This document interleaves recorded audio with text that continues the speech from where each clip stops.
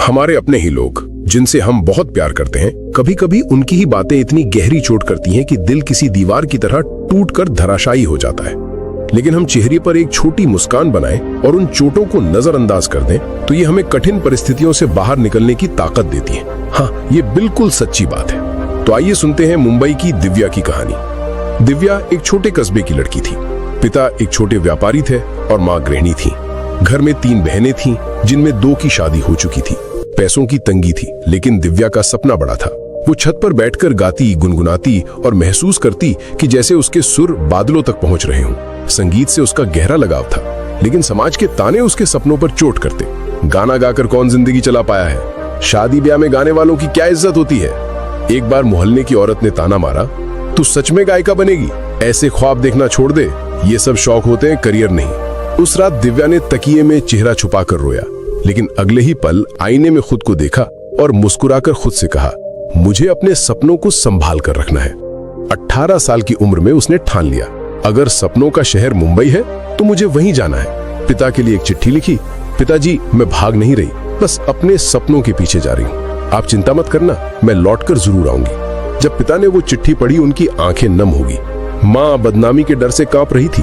उसका मन अशांति और चिंता से भर गया था। उन्होंने माँ से कहा, शायद उसकी तकदीर उसी सपनों की नगरी में लिखी है। दिव्या मुंबई पहुंची अपने दोस्त राजू के साथ, जो फिल्मों में छोटे मोटे काम करता था। कभी भीड़ में चेहरा, कभी सेट पर स्पॉट बॉय। राजू अक्सर कहता, मुंबई में पहचान बनाना सोने की खान खोदने जैसा है और हमारे पास फावड़ा भी नहीं। लेकिन फिर भी वो दिव्या का हौसला बढ़ाता रहा। दोनों ने एक छोटे किराए के कमरे में ठिकाना बनाया। सुबह तड़के रियाज, दिन में सिलाई का काम, शाम को संगीत की क्लास। एक दिन सिलाई की दुकान पर काम करते हुए दिव्या अनजाने में गुनगुना रही थी। इतने में दुकान पर आई एक औरत ठिठक कर खड़ी रह गई। उसने मुस्कुराते हुए कहा, बिटिया तुम्हारी आवाज में जादू है। ये सिर्फ गली मोहल्ले तक क्यों सीमित? वो और कोई नहीं बल्कि एक म्यूजिक डायरेक्टर की पत्नी थी। दिव्या की आंखें चमक उठी। उसने धीमे से कहा, गाना ही तो मेरा सपना है। लेकिन मुंबई आसान नहीं थी। पैसों की तंगी और काम की कमी से राजू परेशान हो गया। एक दिन गुस्से में बोला, तू सपनों में जी रही है दिव्या, मैं अब और साथ नहीं दूंगा। वो सामान उठाकर चला गया और दिव्या खिड़की के पास खड़ी रह गई, अकेली, पर आंखों में अब भी वही जिद चमक रही थी। अगली सुबह दरवाजे पर जोर की दस्तक हुई। मकान मालिक गुस्से से बोला, किराया कब देगी? वो राजू कहाँ है? ये मुंबई है, एहसान खोरी नहीं चलती। अगर पैसे नहीं है तो सामान बाहर फेंक दूंगा। दिव्या सकपका गई, पर तुरंत संभल कर बोली, राजू अब यहाँ नहीं रहता, लेकिन आप चिंता मत कीजिए, अगले महीने मैं पूरा किराया दे दूंगी। मकान मालिक ने ताना मारते हुए कहा, ठीक है, तुझे भी देख लूंगा। कुछ पल को उसकी आंखें भर आईं। उसने खुद से कहा, मैं यहाँ रोने नहीं, गाने आई हूँ। फिर उसने खिड़की से आसमान की ओर देखा और बुदबुदाई, मेरे सपने ही मेरा किराया चुका देंगे। उस रात वो बिना खाए ही सो गई, लेकिन उसके सपनों की भूख और भी तेज हो चुकी थी। कुछ समय बाद वही म्यूजिक डायरेक्टर की पत्नी का फोन आया, कल सुबह 10 बजे आना, लाइव गाना है स्टूडियो में।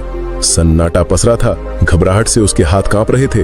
लेकिन जैसे ही उसने गाना शुरू किया, हर किसी की आंखें उसकी ओर टिक गईं। उसकी आवाज दिलों तक उतर गई।